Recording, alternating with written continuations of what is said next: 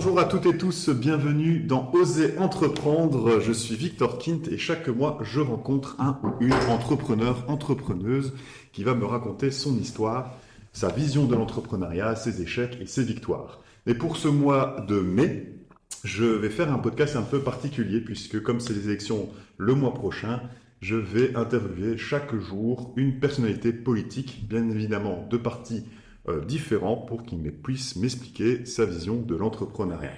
Pour ce premier épisode, j'ai l'honneur de rencontrer Thomas Dermine. Bonjour Thomas. Bonjour. Alors Thomas, tu es secrétaire d'État à la relance et aux investissements stratégiques pour la Belgique. Est-ce que tu peux te présenter très brièvement qui tu es, d'où tu viens et pourquoi tu es devenu secrétaire d'État? Eh bien, je m'appelle Thomas Dermine, donc je suis originaire de Charleroi, j'ai 37 ans, 2 enfants. J'ai grandi ici à Charleroi, j'ai étudié à Bruxelles, puis j'ai commencé ma carrière dans le privé entre la Belgique, l'Angleterre, les États-Unis. J'ai notamment créé une start-up juste au moment où un ancien professeur d'université, qui n'est personne d'autre que Paul Magnette, m'a rappelé pour revenir à Charleroi, travailler sur des sujets en lien avec le développement socio-économique. Je l'ai suivi, puis de fil en aiguille, j'ai suivi son parcours politique jusqu'à être aujourd'hui au sein du gouvernement, où je suis responsable des investissements stratégiques. Donc c'est un grand plan de relance, le plus grand programme d'investissement depuis les années 70, 20 milliards d'euros, essentiellement dans les infrastructures pour la transition énergétique et la transition verte. Et d'un autre côté, la politique scientifique. C'est à la fois les grands musées, on connaît tous le musée de Tervuren, le musée des Beaux-Arts, les musées du Cinquantenaire, mais aussi par exemple la gestion de la politique spatiale, donc dans l'espace de la Belgique. Donc c'est absolument passionnant. Incroyable, très beau parcours. On voit aussi que tu as été un peu à l'international aussi. Est-ce que ça t'a motivé dans tes différents challenges actuellement d'avoir cette vision un peu plus internationale, d'avoir étudié dans différents pays? Je pense que ça élargit l'esprit, c'est-à-dire que parfois on a l'impression, et singulièrement en politique belge, que le monde commence à Ostende, finit à Arlon, ou commence à Tournai et finit à Verviers. Or on se rend compte que les enjeux ils sont globaux et doivent être positionnés dans un cadre beaucoup plus large. Et deux, ça te permet de te rendre compte que on est toujours le compte de quelqu'un d'autre. Et en Belgique, par exemple, quand j'étais le jeune Carolo qui arrivait à Bruxelles, t'es un peu regardé de travers, tiens, c'est qui celui-là, il vient de sa province, etc. Puis quand je commence à travailler avec des Flamands, tu te rends compte que là, il y a plus des préjugés sur les Wallons de la part des Flamands. Puis quand tu travailles avec des Français, ils ont des préjugés sur les Belges. Et puis quand tu étudies aux États-Unis, tu te rends compte qu'en fait, c'est les Américains qui ont des préjugés sur les Européens, où c'est le vieux continent en déclin, un très beau musée à ciel ouvert. Et donc, c'est intéressant quand tu dézoomes et que tu changes de perspective, de te rendre compte qu'en fait, on est toujours le con de quelqu'un d'autre. D'accord, ok, super intéressant. Secrétaire d'État à la relance, est-ce que tu sais expliquer un petit peu pour les personnes qui ne connaissent pas quel est vraiment le principe de secrétaire d'État de la relance et depuis quand existe-t-il? Il existe depuis 2020 et à mon avis, il n'existera plus après. Okay. Parce que l'idée, c'était de se dire, suite à la crise du Covid, on a eu 2 trimestres de récession, qui est la pire récession depuis la Deuxième Guerre mondiale. On a eu des trimestres avec moins 10, moins 12% de contraction de l'activité économique. C'est jamais arrivé. En 2008, par exemple, au moment de la crise financière, on a eu moins 2%. Et c'était déjà la cata. Ici, on a eu 2 trimestres. La crise a une nature différente, avec moins 10 ou 12%. Et donc là, ce que l'Union européenne a fait, et c'est nouveau, elle n'a pas reproduit les erreurs du passé, c'est-à-dire que souvent quand il y a une crise, le premier réflexe c'est de se serrer la ceinture, de dire attention, il faut absolument que l'État fasse attention à ses dépenses, sinon on va avoir des grands déficits. Ici, l'Union européenne a pris la perspective inverse, ce qui est exactement ce que Barack Obama avait fait en 2008 au moment de la crise financière, c'est de dire en fait, les Américains disent « spend your way out of the crisis ». Donc en fait, dépenser de l'argent public pour sortir plus vite de la crise. Et donc c'est à ce moment-là que l'Union européenne a levé de l'argent pour faire des grands plans d'investissement. Et donc moi je coordonnais ce grand plan d'investissement au sein de la Belgique. Et l'idée première, c'est un économiste qui s'appelle Keynes qui a cette inspiration-là, c'est effectivement de redonner de la confiance à travers de l'investissement public à un moment où l'économie est quelque part déprimée. Le deuxième objectif, c'est de investir dans des projets qui sont très très importants pour la transition verte. Parce que faire une transition comme on doit faire aujourd'hui, c'est une question de construire les infrastructures nécessaires par exemple en matière de mobilité partagée, en matière de transport énergétique, en matière de rénovation énergétique du bâtiment public et privé. Et donc dans le plan que je coordonne, il y a des investissements dans l'énergie, par exemple construire la plus grande île énergétique en mer du Nord. Il y a des projets de mobilité, rénover certaines voies ferroviaires, construire des centaines de kilomètres de pistes cyclables. Et il y a des projets de rénovation de bâtiments, que ce soit près de 5000 écoles, construire des nouvelles places de crèche, rénover des logements sociaux. Et moi, quelque part, j'orchestre l'ensemble de ces investissements, donc beaucoup discuter avec des gestionnaires de chantier pour s'assurer qu'on soit capable d'exécuter à temps et en heure. Et donc tout ce plan de relance se fait, je suppose, aussi avec des entreprises privées. Évidemment, donc c'est de la commande publique quelque part, mais qui est déléguée à des entreprises privées du secteur de la construction essentiellement via des marchés publics. Et d'ailleurs, un des plus gros enjeux qu'on a, c'est dans la rédaction de ces marchés publics de s'assurer que ces marchés publics comportent ce qu'on appelle des clauses sociales ou des clauses environnementales pour faire en sorte que le plus possible la valeur ajoutée soit créée chez nous avec des produits qui sont quelque part respectueux. Parce que si, je prends un exemple, on rénove une école et on le fait avec une entreprise d'Europe de l'Est qui utilise des matériaux qui viennent de Chine ou de très très loin, on n'a pas le même retour sur l'économie que si c'est une petite PME locale avec des jeunes en apprentissage qui le fait en utilisant des matériaux qui viennent de chez nous. Et donc ça, c'est vraiment un enjeu de tous les jours, c'est de calibrer les marchés publics pour faire en sorte que le retour sur la société soit le plus grand possible et que l'impact sur l'environnement soit le plus petit possible. Ok, très bien. Donc voilà, merci pour ce petit côté politique. Maintenant, on va parler dans le vif du sujet. Tu as évoqué un parcours un peu dans l'entrepreneuriat, monter en entreprise. J'ai aussi vu que tu as fait le plan catch. Est-ce que tu sais un peu me parler d'abord de ton entreprise et le plan catch? Oui, en fait, j'ai toujours été ce qu'on peut appeler un bon élève. Donc en fait, je me suis peu posé de questions dans la vie, si ce n'est qu'est-ce qu'un bon élève ferait. Donc quand j'ai fini mes humanités, j'ai été à l'ULB étudier ingénieur de gestion, puis je m'embêtais un petit peu, donc je me suis dit tiens, est-ce que je peux pas faire 2 études en parallèle? J'ai étudié sciences politiques en parallèle. Ensuite j'ai travaillé dans une grande entreprise de consultance américaine pendant 2 ans, puis je suis parti étudier à Harvard aux États-Unis. Puis après Harvard, c'était un peu la grosse hype, mais comme c'est toujours autour de l'entrepreneuriat, donc je me suis dit, voilà, je vais aller avec un copain. On a établi une boîte, une start-up à Londres, qui s'est fait financer par un gros fonds de venture capital lié à une entreprise d'assurance. Et puis, on venait de lever un premier tour de financement. Et mon professeur à l'université en sciences politiques, qui à l'époque était un jeune inconnu, qui s'appelait Paul Magnette, qui entre-temps était devenu ministre-président de la Wallonie et bourgmestre de Charleroi, m'appelle en me disant on a une catastrophe à Charleroi, Caterpillar vient de fermer. Caterpillar à Charleroi, c'était jusqu'à 8000 emplois, donc c'est une entreprise qui est vraiment très structurante. Tout le monde a un cousin, un voisin qui travaillait pour cette entreprise-là. Est-ce que tu veux pas venir, pas pour travailler tellement sur la reconversion de Caterpillar, mais sur la redynamisation économique générale de la région, avec des écosystèmes en lien avec l'aéroport, avec l'entrepreneuriat dans les biotechnologies, autour de l'industrie de pointe qui existe toujours à Charleroi. Et donc là, j'ai vraiment eu un dilemme de est-ce que je continue quelque part une vie de bon élève ou bon, je sais pas si ma boîte aurait fonctionné, ça, tu ne sais jamais, mais toujours entre... Ça a duré combien de temps la boîte? Plus d'1 an. Et ce qui est intéressant, c'est que maintenant, en fait, on était 2 et que mon associé, qui est toujours un très bon ami, a continué. Ah, d'accord. Et la boîte existe toujours. Ils ont 180 personnes, ils ont levé plus de 30 millions d'euros dans un dernier tour de financement ici récemment. Ok, incroyable. Et donc, c'est ça qui est assez intéressant, c'est qu'en plus, je me dis toujours... Enfin, tu vois, tu ne sais jamais. Il y a beaucoup de gens qui disent tiens, voilà, j'ai choisi la voie A par rapport à la voie B, mais je ne sais pas ce qu'aurait donné la voie B.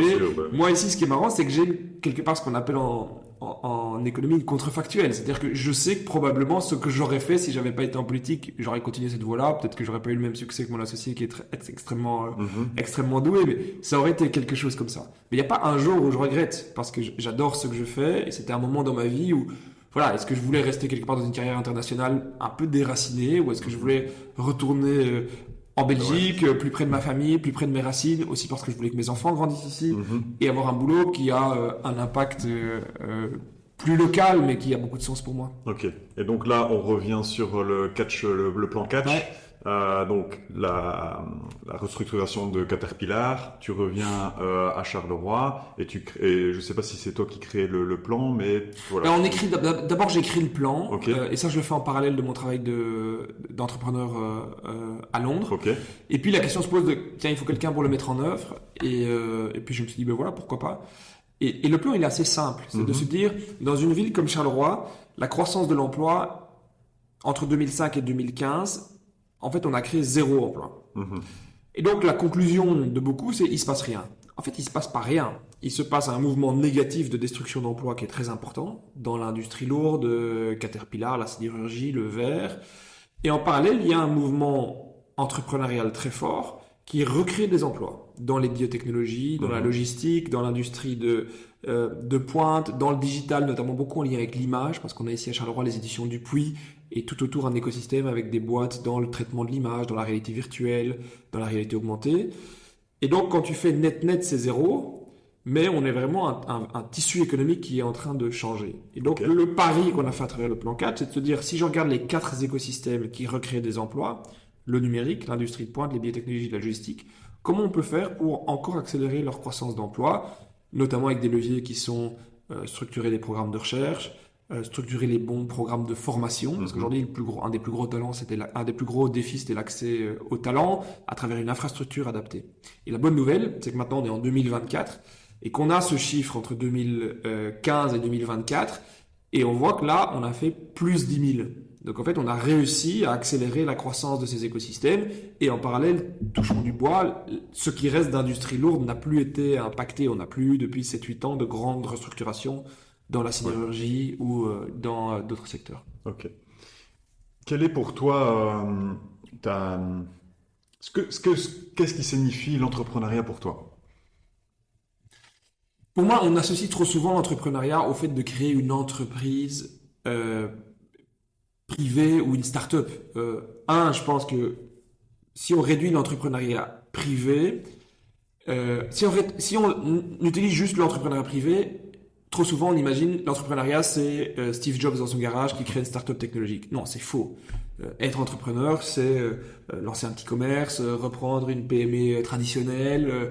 Et c'est beaucoup plus facile quelque part, je pense, quand je vois dans mes amis qui ont étudié ingénieur de gestion, de créer de l'emploi ou de créer de la valeur, parfois en reprenant des PME dans des métiers traditionnels, que de se dire aujourd'hui je veux faire un truc numérique pour faire un truc numérique et je fais un projet.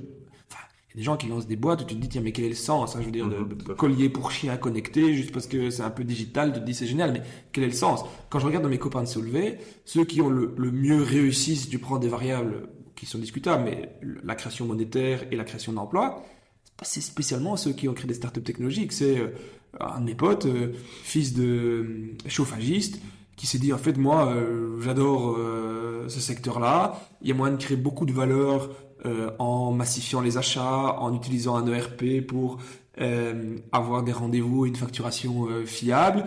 Et en 10 ans, il a créé une boîte où ils sont passés de 3 apprentis à une structure où ils sont 120 et c'est un des plus gros entreprises générales autour de la chauffagerie, de la tuyauterie en Wallonie. Et probablement qu'il gagne très très bien sa vie. Et c'est tant mieux. Mais quelque part, voilà, c'est un apprentissage. Donc ça, c'est sur l'entrepreneuriat privé. Ne pas réduire aux startups technologiques, mais c'est beaucoup plus large. 2, il y a moyen Pour moi, l'entrepreneuriat, c'est un état d'esprit. Par exemple, en politique aussi, l'entrepreneuriat, c'est la prise de risque. Quand je suis revenu ici à Charleroi, je me suis dit, mais il faut prendre des risques. Il faut oser se positionner sur des grands projets que tu rates. Moi, j'ai raté des projets. Effectivement, je me suis battu à un moment, des nuits entières à stresser pour des projets, pour l'implantation de certaines usines. Et on connaît tous le cas de Legoland, mais avant, il y avait eu un cas avec des entreprises chinoises, etc. C'est des échecs absolus.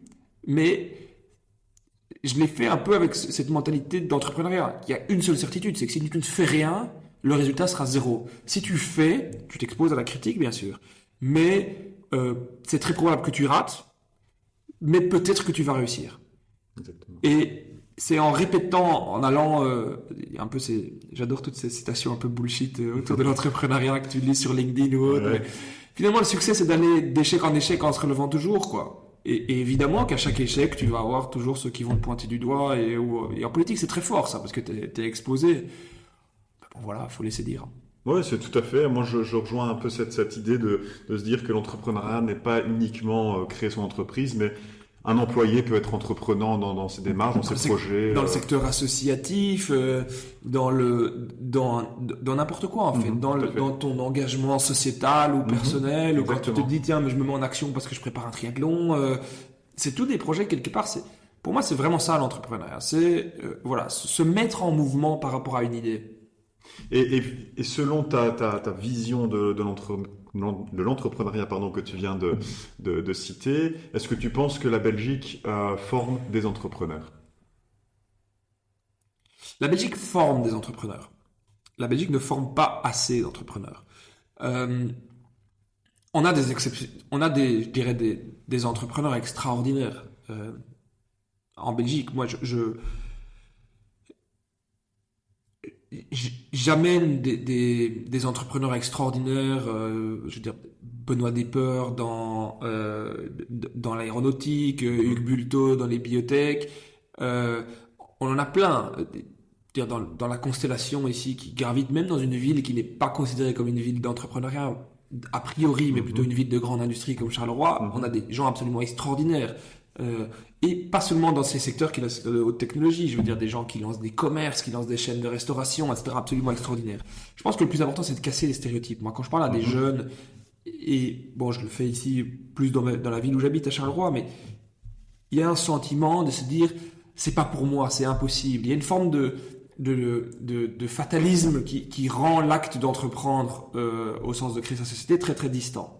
Et donc notamment on a mis en place des initiatives parce que je pense que le levier le plus important c'est d'avoir ce que les Américains appellent des role models, c'est-à-dire des gens qui ont le même parcours que toi mais qui montrent que c'est possible. Tout à fait. Et donc on a organisé par exemple la semaine passée, le mois passé, c'était le 6 février 2024, un grand salon c'est un grand événement qui s'appelait Made in Charleroi, où ce que j'ai fait c'est que j'ai demandé à ces entrepreneurs de talent qui étaient allés dans des écoles ici à Charleroi, à Gosselies, à Marcinelle, qui ont grandi dans les mêmes quartiers que les jeunes d'aujourd'hui, de venir parler de leur histoire et de dire ben voilà, moi j'ai commencé en humanité, j'ai raté 3 fois, puis après j'ai fait des études rien à voir et je suis arrivé dans les biotechnologies, j'ai appris le secteur, j'ai lancé ma boîte. Avec des profils qui sont pas techniques, je veux dire, pour être entrepreneur, même dans un sujet comme les biotechnologies, évidemment, c'est mieux d'avoir un doctorat en bio, mais il y a des gens qui arrivent par d'autres voies. C'est juste une question de s'exposer à la chance, de s'exposer au secteur, d'apprendre à connaître des gens et de toujours en fait apprendre et s'intéresser. C'est ça le plus important, c'est de garder cette curiosité, cet éveil, quoi.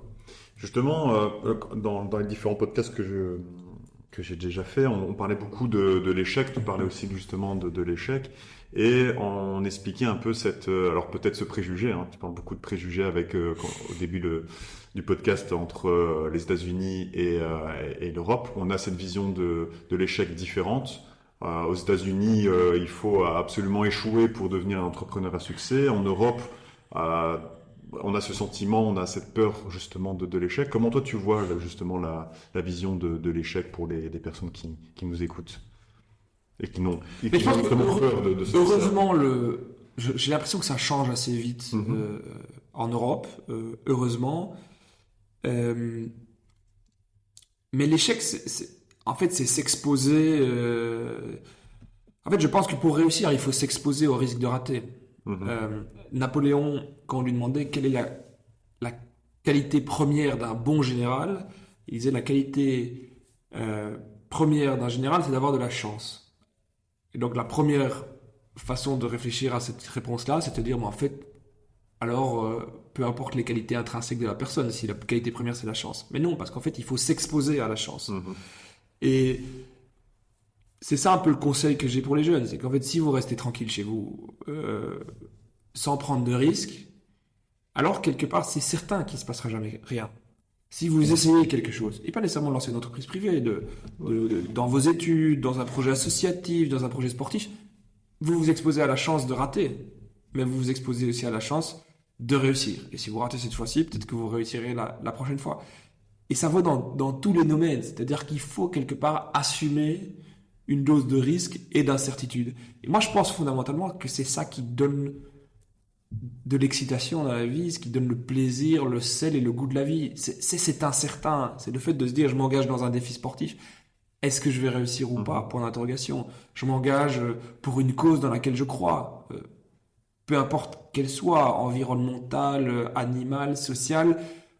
Est-ce que je vais avoir un impact ou pas? Je ne sais pas. Mais la seule certitude, c'est que si je ne m'y engage pas, eh bien, il n'y aura pas d'impact. Justement, on parle beaucoup de résilience. Qu'est-ce que ça signifie pour toi, la résilience?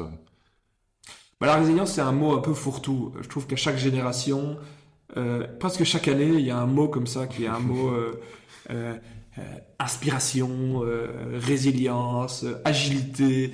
C'est des mots où un peu je les appelle les bullshit words, quoi. Ok. Ça marche pour tout, tu vois. Je veux dire, en gros, à mon avis, si tu fais, il y a un site web comme ça qui s'appelle Bullshit Generator. Et en fait, tu mets résilience, agilité, inspiration dans chaque phrase Ouais. et ça marche. Mais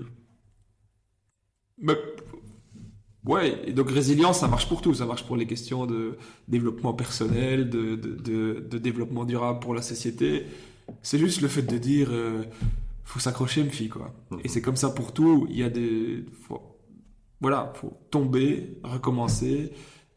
Et une application très spécifique dans le cadre des écosystèmes naturels, où là, c'est de recréer des écosystèmes qui résistent, c'est-à-dire qu'ils peuvent prendre des chocs, que ce soit des chocs thermiques, que ce soit des chocs liés à des événements exceptionnels.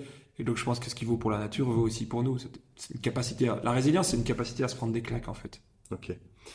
Tu fais beaucoup, t'as écrit un livre récemment Oui. sur justement la différence entre la Wallonie et la Flandre. Parlons justement de l'entrepreneuriat. Est-ce que toi, tu vois une différence, on va dire, d'entrepreneuriat privé entre la Wallonie et la Flandre? Oui, clairement. Quelles sont-elles? Deux choses. Un, je pense que il y a une différence culturelle dans le sens où les entrepreneurs en Wallonie sont parfois moins show-off que les Flamands. C'est-à-dire Ok. qu'un entrepreneur flamand, il va réussir, il va vouloir réussir encore plus et il va vouloir que ça se sache. Que parfois dans la culture wallonne, il y a un petit peu de vivons heureux, vivons cachés. Et si j'ai ma boîte qui tourne bien, ma PME, c'est très bien comme ça et je vais essayer de faire que ça dure dans le temps, mais pas spécialement que ça explose. Donc ça, il y a une logique entrepreneuriale qui est en fait liée à des freins aussi culturels très importants en Wallonie, qui est plus une terre de grande industrie, moins une terre de PME qu'en Flandre. Deux, il y a la deuxième différence, c'est liée à la logique capitalistique. Vous avez des zones en Flandre où le capital est vraiment ce qu'on appelle endogène. C'est-à-dire que, par exemple, en Flandre occidentale, vous avez toute une série de grosses PME, de grandes fortunes liées à ces PME. Et encore une fois, moi je trouve ça très bien qu'un entrepreneur réussisse et fasse fortune. Mais ils vont mettre un point d'honneur à réinvestir leur capital de façon locale pour permettre à des entrepreneurs de se développer et de faire émerger quelque part une suite à leur construction de capital. Ok. Là où en Wallonie, ce capital est beaucoup moins ancré. C'est-à-dire que tu regardes les grandes fortunes wallonnes qui datent parfois de la révolution industrielle, de la sidérurgie, etc. En fait, elles existent toujours aujourd'hui. Mais elles sont devenues, elles gèrent ça via des family office qui ont un spread global et qui vont continuer à investir, mais quelque part sans considération pour leur écosystème local. Alors c'est toujours beaucoup plus compliqué que ça, parce que c'est un peu la poule et l'œuf, c'est-à-dire qu'il faut des bons projets pour localiser des trucs, etc. Mais quand même, il y a moins ce réflexe d'une forme de patriotisme entrepreneurial au sein de sa région. Ok, très bien. C'est assez intéressant. Est-ce qu'on voit aussi dans le côté managérial, est-ce que les entreprises flamandes gèrent leur entreprise différemment qu'en Wallonie? Ça, je pense pas aujourd'hui, parce que je pense que beaucoup des managers ont les mêmes types de formation. Ouais.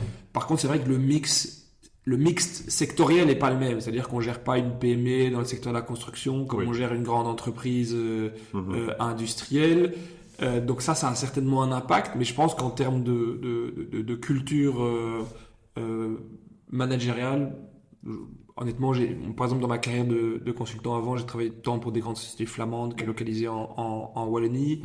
Et j'observe pas vraiment de différence. Des différences sectorielles très claires, mais pas vraiment de différence régionale. Bon, il faudra lire le livre pour répondre plus à la prochaine question, mais quelle est la vision des Flamands par rapport à l'entrepreneuriat en Wallonie? Mais je pense qu'il change radicalement. Par exemple, aujourd'hui, si je regarde dans des secteurs comme les biotechnologies, mais aussi dans des entreprises industrielles, il y a de plus en plus de fonds flamands, y compris qui dépendent de certains family office, voire même des fonds institutionnels, Mhm. qui regardent des entreprises en Wallonie, ou en tout cas qui s'intéressent à ce qui se passe. Encore là, la semaine passée, j'ai 2-3 cases d'investissement de fonds institutionnels flamands dans des entreprises en Wallonie. Et c'est très bien, parce que je pense que la classe politique a une responsabilité dans le fait qu'on ait dressé des barrières mentales entre la Flandre et la Wallonie, mais qu'en fait, les deux économies sont extrêmement complémentaires, que ce soit d'un point de vue capitalistique, Mhm. où la Wallonie est caractérisée par quelque part un déficit de capital privé, aussi parce que en fait, l'élite wallonne, très souvent intimement liée à l'élite bruxelloise, un déficit en Flandre de terrain et de foncier, en fait, où la Flandre est très contrainte par son espace et par des normes environnementales qui sont strictes, et c'est bien pour des raisons autres qui sont environnementales, par des contraintes sur le marché de l'emploi. Et donc, quelque part, ça, c'est un peu l'éveil qu'il faut en Wallonie et vers lequel j'appelle dans le livre, c'est de dire euh, notre premier partenaire, c'est la Flandre.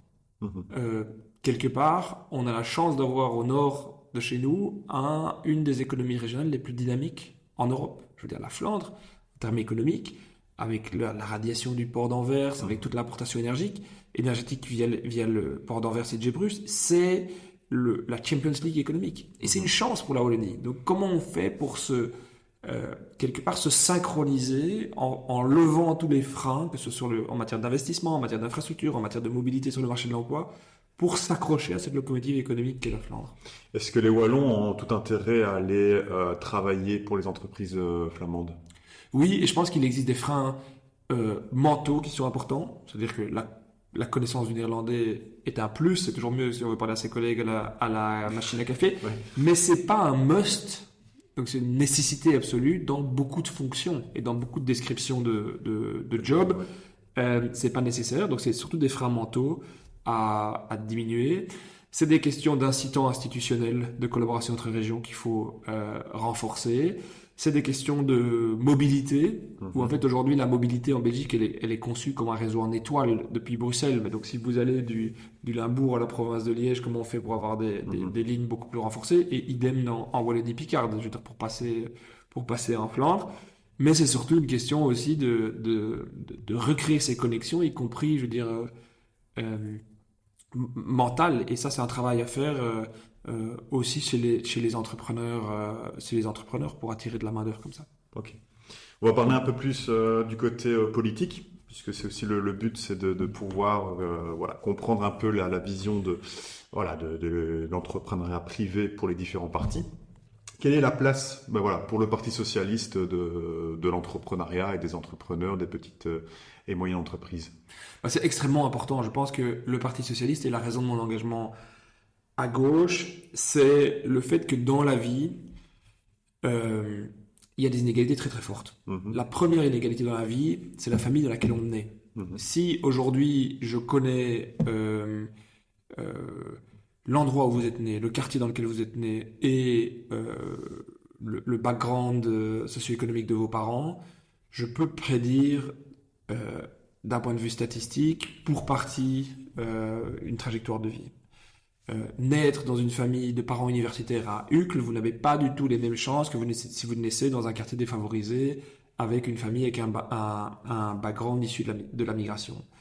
Et donc, pour faire en sorte que les cartes soient redistribuées, il faut que l'État corrige ces inégalités qui existent dans la nature, via des systèmes d'enseignement performants, via des systèmes d'assurance qui nous protègent quand on est malade, quand on a un accident, à différentes phases de la vie. Et ça, c'est l'essence même de mon engagement. De reconnaître que les cartes ne sont pas distribuées de la même façon, et donc que quelque part, il y a une utopie de la méritocratie, de croire que il suffit dans la vie de se battre pour réussir. En fait, ça marche dans quelques films, mais ça ne marche pas. Il faut avoir des systèmes de redistribution qui corrigent. Par contre, pour redistribuer, il faut créer de la valeur. Mhm. Et qui crée de la valeur dans la société? Ce sont les entreprises grandes et petites. Et donc moi, ce qui me frustre beaucoup dans le débat sur l'entreprise, que ce soit en Wallonie ou en Flandre, c'est que on fait une généralité monde de l'entreprise. Mais il y a une réalité fondamentalement différente entre une grande multinationale qui fait de la planification internationale pour faire du profit shifting ou optimiser sa structure de coûts interne pour quelque part payer le moins possible de taxes versus un petit entrepreneur ou une petite PME qui a un impact beaucoup plus grand sur le tissu économique et qui a du mal chaque mois à essayer de finir de façon équilibrée.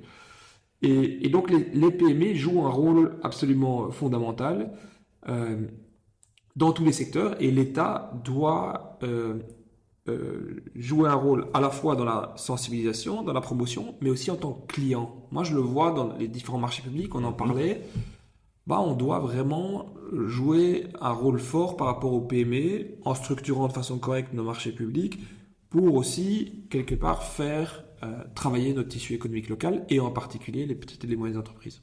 Ok. Et quels sont on va dire, les grands défis justement pour cette thématique pour on va dire, les 5 prochaines années, le temps de la prochaine mandature?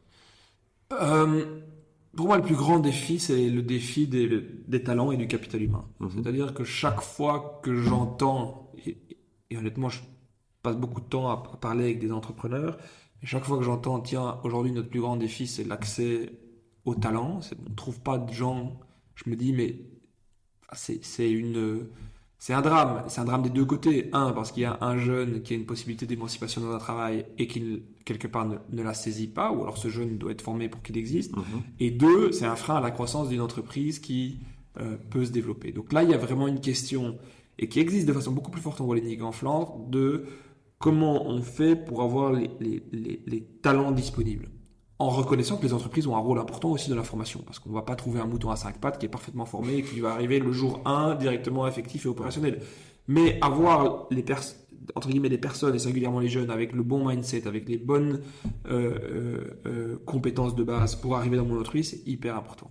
Et là, il y a un double problème. Il y a un problème d'orientation. En Wallonie, on n'est pas assez bon sur l'orientation. C'est-à-dire qu'aujourd'hui, il faut pouvoir dire que, effectivement, certaines filières universitaires sont plus bouchées que des filières techniques ou manuelles. Donc ça, c'est vraiment une question très importante. Et là, pour moi, on n'a pas les bons systèmes d'information. Il faut informer les jeunes qu'aujourd'hui, si tu fais un diplôme technique en électromécanicien ou en tourneur ou en ajusteur sur des machines à commande numérique, tu as beaucoup plus de probabilité de trouver un emploi qui sera mieux rémunéré que si tu travailles dans certaines filières d'enseignement supérieur et que ça permet de te réaliser au niveau personnel. Donc ça, c'est vraiment un problème d'information et d'orientation. Deuxième problème, c'est qu'on a dévalorisé à un point extrêmement important les filières techniques et aussi à cause d'une difficulté institutionnelle entre la Fédération Wallonie-Bruxelles et la région, on a dévalorisé les filières d'enseignement en alternance, qui sont extrêmement puissantes, tant pour les entreprises que pour les jeunes, qui, après 15 ans, peuvent commencer à travailler en alternance et trouver leur marque sur le marché du travail tout en étant à l'école, et vice-versa. Et donc là, on a un travail immense, qui est un travail par essence politique, parce qu'il y a des questions de structure, de filière, et je pense que les entreprises sont très, très en demande de ce genre de... Super intéressant, parce que le premier podcast de cette année, j'ai interviewé un entrepreneur dans le bâtiment. Donc il fait des chapes et aménagement de greniers, et il était pendant 10 ans ouvrier, et puis il a lancé sa boîte. Et on discutait justement dans ce podcast du fait du général, du professionnel, et qu'il y avait vraiment ce côté, on parlait de Champions League pour le général, et en fait c'était la catégorie en dessous, ceux qui n'étaient pas bons à l'école, on les mettait dans le professionnel. Quelle est ta vision justement justement de ce préjugé qu'on a du professionnel, qui est vraiment les personnes qu'on va mettre un peu de côté, et donc ils vont au professionnel parce qu'ils n'ont pas de talent pour faire le général et les universités? Mais en fait, il y a deux choses dans ta question. Un, par rapport à l'entrepreneuriat, il y a ce dicton qui dit c'est en forgeant qu'on devient forgeron. Et souvent, j'ai des discussions avec des jeunes qui disent je veux être entrepreneur, comment je peux faire? Je leur dis, mais la vie est longue. La vie est longue. Enfin, je veux dire, on commence à bosser, on a entre 20 et 25 ans, on va finir de bosser, on aura entre 60 et 70. Et mon hypothèse, c'est que quand notre génération, on arrivera à l'âge de la pension, on sera plutôt au niveau de 70 qu'au niveau de 60. Enfin, de façon réaliste, je pense, vu l'évolution du monde du travail, vu l'évolution des contraintes budgétaires. Et donc, la vie est longue. Et si tu veux être un bon entrepreneur, peut-être que commencer par 5, 6, même 10 ou 20 ans avec un patron qui va te transmettre les ficelles du métier, qui va pouvoir permettre que, aussi on en parlait tout à l'heure, tu fasses tes erreurs ou que tu apprennes avec quelqu'un d'autre, c'est intéressant. 2, sur les filières professionnelles, effectivement, on a quelque part construit les 20-30 dernières années un idéal de la formation, une supériorité de la formation intellectuelle sur la formation manuelle. Ce qui ne veut pas dire que l'école ne doit pas avant tout former des bons citoyens qui ont les bons réflexes, qui savent comment fonctionne la démocratie, quelles sont les valeurs de base dans la société, etc. Mais on a dévalorisé les compétences manuelles sur les compétences intellectuelles. Et donc, on arrive dans des systèmes où on pousse le plus loin possible, le plus de gens possible vers le général, et puis après vers des études supérieures je dirais de nature cérébrale ou intellectuelle, sans se poser la question qu'est-ce que veulent faire les jeunes, et de quoi a besoin l'économie. Et pour moi, c'est pas sale, parce que parfois, quand on tient ce discours-là, on dit « Ah, mais tu n'es qu'un adéquationniste, où le rôle de l'école et de la formation serait juste de former des parfaits petits ouvriers taillables et corvéables pour le marché du travail. » C'est pas ça. Non, le rôle premier de l'école, c'est de former des citoyens, de former des gens qui ont un esprit éveillé et critique.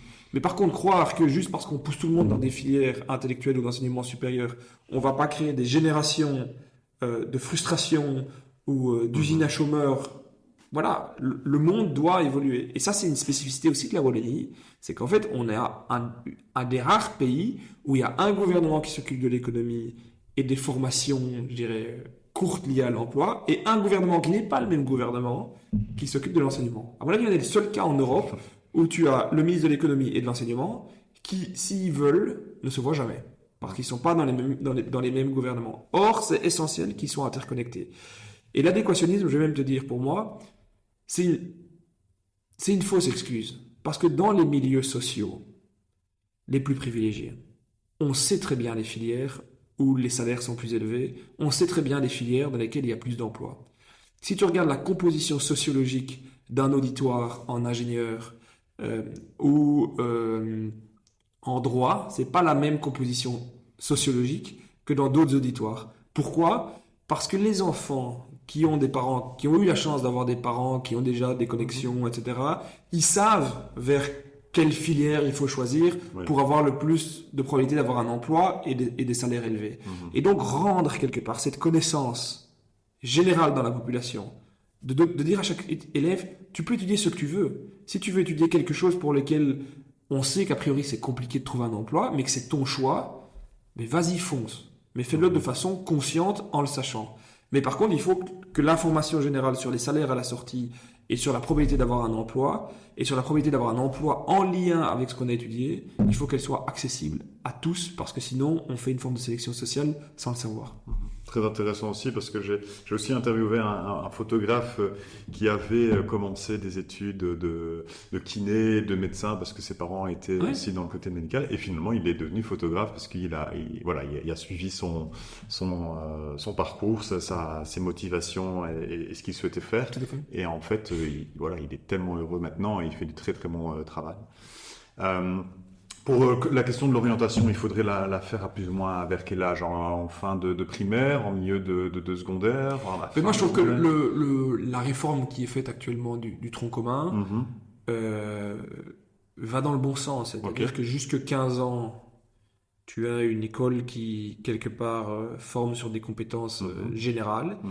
Et puis après, à 15 ans, sans hiérarchisation de filières techniques ou professionnelles par rapport à des filières générales, les jeunes s'orientent vers soit des filières plus classiques ou des filières en fonction de certains métiers. Et ce qui est très important, c'est qu'à 15 ans, ils aient une bonne vue et une bonne information sur ce qui existe et voilà, l'économie, comment va l'économie, les différentes filières, et aussi les évolutions, parce que l'économie évolue très vite. Les compétences d'aujourd'hui ne sont pas les compétences de demain, et c'est pour ça que quelque part avoir des compétences générales jusqu'à 15 ans est intéressant. Mais justement, en fait, d'abord une question qui me venait à l'esprit, comment on essaye de ne pas avoir cette hiérarchisation de l'enseignement à 15 ans, parce que ça fait 15-20 ans qu'on nous dit à chaque fois, bah voilà, l'école générale est... Mais déjà, parce que si c'est un choix positif à 15 ans plutôt qu'un choix de relégation à 16, 17, 18, aujourd'hui ce qui se passe, c'est qu'on essaie de tirer, de façon générale, hein, on essaie de tirer les élèves le plus longtemps possible dans le général, et puis quelque part ils tombent. S'ils échouent en général, on les remet là, et s'ils échouent en technique, et s'ils échouent en technique, on les remet dans le professionnel. Et donc il y a une forme quelque part de phénomène de relégation entre les filières d'enseignement. Si tu repars dans un modèle où tu te dis en fait tout le monde va tronc commun jusqu'à 15 ans, et puis à 15 ans, on informe sur les différents métiers, on informe, il y a un vrai travail aussi à l'école de réflexion sur qu'est-ce que tu aimes faire pour que ce soit un choix positif.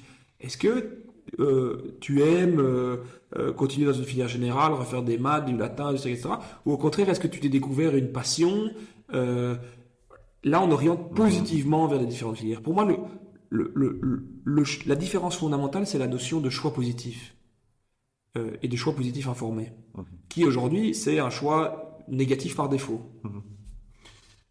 On parlait justement d'inégalité et de l'immigration.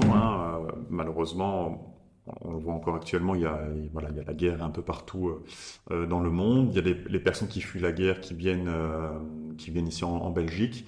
Est-ce que tu penses qu'on intègre bien ces personnes et encore une fois, je viens dans la signification d'entrepreneuriat comme au début, personnes qui entreprennent pas nécessairement dans le privé, mais est-ce qu'on pousse vraiment ces personnes qui viennent en Belgique à bien s'intégrer et justement à devenir leurs propres entrepreneurs de leur vie?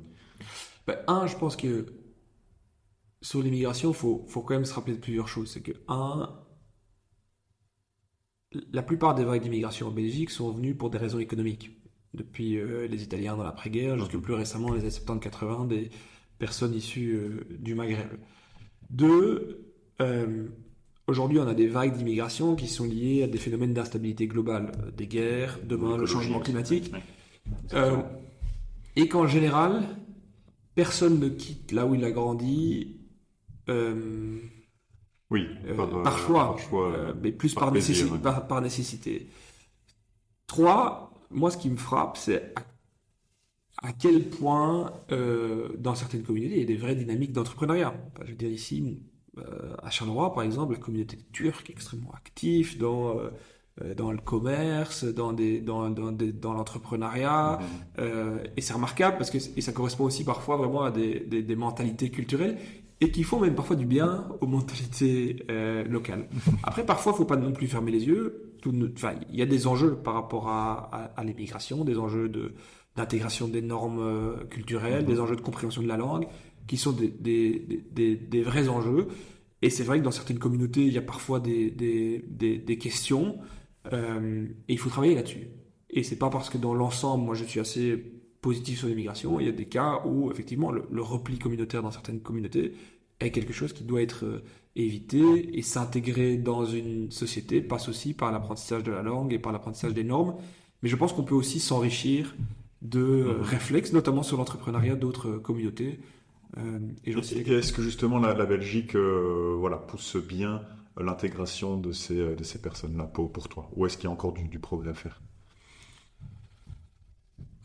Tout dépend l'âge en fait des personnes. Je pense que les jeunes, on a la chance d'avoir un système d'enseignement qui permet une intégration assez efficace des jeunes.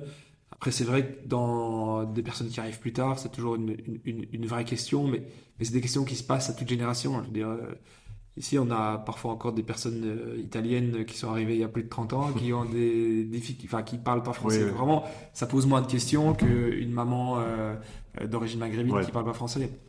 Mais la vision. Ouais. Ok. Pour clore le chapitre sur l'entrepreneuriat, et puis après on parlera sur les petites questions sur le sport et la santé, on va revenir un peu sur les préjugés, puisqu'on on parlait beaucoup de préjugés, etc.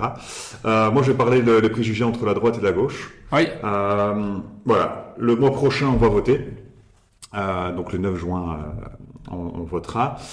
Pour une personne qui est un entrepreneur ou même un jeune qui souhaite entreprendre, il aura peut-être entendu le préjugé de dire que la droite était beaucoup plus promouvoir un peu plus l'entrepreneuriat que la gauche. Alors pour quelle raison il voterait pour le Parti socialiste et pour toi? Je pense que ce qui est important à dire, c'est qu'il faut voter. Parce que exprimer sa voix, c'est une chance et donc il faut le faire. 2, il faut voter pour des partis progressistes, qu'ils soient de gauche ou de droite. Il y a parfois une tentation à notre époque de voter pour des partis, que ce soit à l'extrême gauche ou à l'extrême droite, qui sont plus dans la critique stérile que dans la volonté de s'engager pour changer le monde, qui par définition est imparfait. Ensuite, la question entre la gauche et la droite, par rapport aux entrepreneurs, je pense que c'est une question avant toute personne. Moi, je crois dans le moteur fondamental dans la société que sont les entrepreneurs pour créer de la valeur. La question, c'est la redistribution de la valeur. Je pense que au plus une société redistribue, au plus elle permet quelque part une égalité des chances, y compris pour les entrepreneurs. Ce que les entrepreneurs ne doivent pas non plus oublier, c'est que quelque part, ce qui nourrit aussi la croissance économique et donc le chiffre d'affaires des entrepreneurs, eh bien, c'est le pouvoir d'achat de la population là où ils habitent. Et donc, quelque part, la croyance, et c'est la raison pour laquelle je suis plutôt de gauche que de droite, mais la croyance que la compétitivité à tout prix, y compris sur les salaires, va aider l'économie, eh bien, on voit aujourd'hui que c'est faux, parce que les pays qui vont le mieux en Europe sont les pays qui, quelque part, ont préservé le pouvoir d'achat de la classe moyenne qui consomme des biens et des services. La compétitivité aujourd'hui en Belgique, c'est pas seulement une question de salaire comme le positionne la droite, c'est une question de comment on fait pour être un pays qui investit énormément dans la recherche et dans le développement, un pays qui a des talents qui sont à disposition du marché du travail et qui sont parmi les meilleurs au monde, un pays qui investit dans la transition climatique pour avoir des infrastructures, que ce soit de mobilité, que ce soit des infrastructures énergétiques qui sont parmi les plus performantes au monde. Et ça, c'est des enjeux sur lesquels on se positionne. Merci. Très brièvement, on va parler encore, parce que ça me tient à cœur quand même, le sport et la santé. Tu fais du sport? Ouais. Ouais, tu fais quoi? Je fais, pour le moment, je cours beaucoup, parce que c'est le sport qui me donne le plus de flexibilité. En 45 minutes top chrono, on peut être rincé. Ok, et donc pour toi, quelle est l'importance du sport pour les personnes et au quotidien et pour la société? Moi, j'ai fait beaucoup d'athlétisme quand j'étais petit. Donc j'ai fait d'abord du foot, puis en fait j'étais mauvais au foot, mais mon entraîneur de foot était copain avec un entraîneur d'athlétisme et il lui a dit tu vois le grand dadé là-bas, il s'est pas frappé dans un ballon, mais il court vite.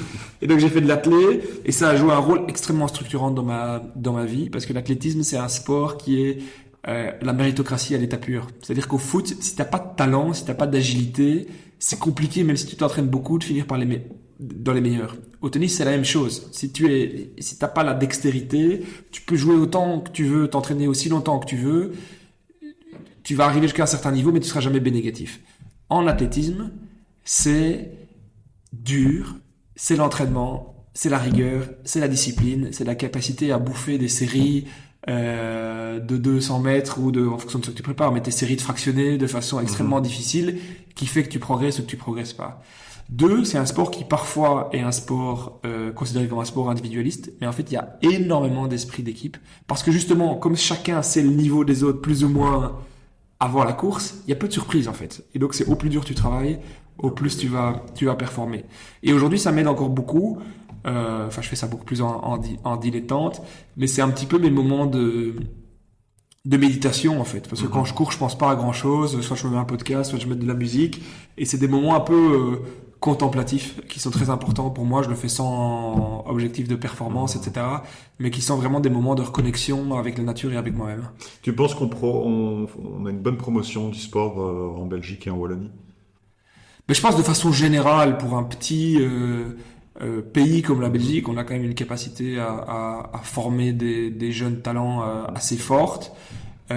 Après, il y a vraiment des enjeux de santé publique très importants. Moi, je suis très préoccupé, par exemple, quand je vois le taux d'obésité qui augmente chez les jeunes, lié à des réflexes Netflix, malbouffe, etc. Parce que derrière, l'hygiène de vie, c'est des questions beaucoup plus larges qui se posent. Aussi, la capacité de se prendre en main, la capacité de se mettre en projet, et donc la capacité d'être un entrepreneur. Justement, on parle de sport, mais ça a une importance sur la santé.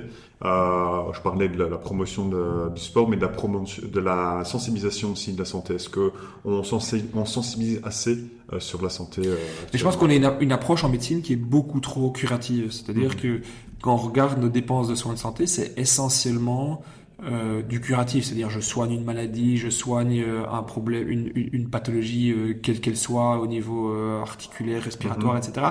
Mais je le fais après quelque part les symptômes. Alors qu'en fait la prévention est beaucoup plus efficace non seulement pour le bien-être du patient, mais aussi d'un point de vue budgétaire pour la sécurité sociale. Et donc c'est ça vraiment l'enjeu, c'est que et le sport est un moyen extrêmement puissant en fait de prévenir toute une série de pathologies. Je veux dire, si vous faites de l'exercice régulièrement, il y a toute une série de problématiques liées au cholestérol, liées à des maladies respiratoires, liées aussi aux maladies mentales. Je veux dire, l'impact du sport sur le bien-être mental est très important. Et donc ça, c'est essentiel. Et dernière question, pour rejoindre un peu l'entrepreneuriat et le sport, est-ce que on doit promouvoir le sport en entreprise? Je pense que, et c'est en lien avec la question précédente, je pense que le sport, c'est un excellent levier en entreprise, à la fois au niveau du bien-être individuel, mais aussi du bien-être collectif. Moi, j'ai fait à un certain moment de ma vie avec des collègues des défis type on va faire ensemble les 20 km de Bruxelles, ou on va faire ensemble juste un tournoi de mini-foot, ou même un tournoi de kicker à la pause de midi.